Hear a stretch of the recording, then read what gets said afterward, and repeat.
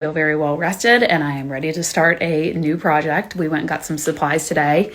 I had you guys vote last week and majority said that they wanted to see the outdoor grilling area, which that is really what I would like to be starting on right now. But it has been rainy. It's raining today and it was raining yesterday. So progress on the deck, they're not completely done with it yet.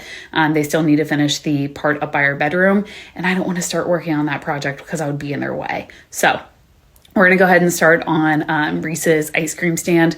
Also because if I'm being honest, she already spotted the ice cream set in the register and I caved and I've been like letting her play with those. So I know it would just like make her day to have this done.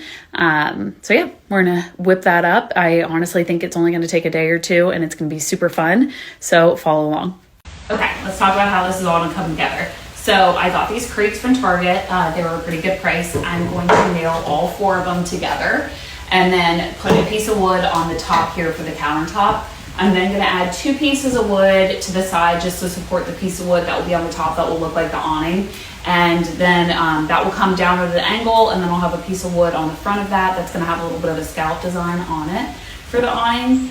Other than that, paint everything with exterior paint so it can hold up outside and add a chalkboard frame to the front of this that says ice cream shop. And that's it. So it really shouldn't take too long. I gotta go pick up Reese, taking the little man with me, but look at that. It's all done. I will walk you through it step by step later and hopefully I'll be able to paint it tonight.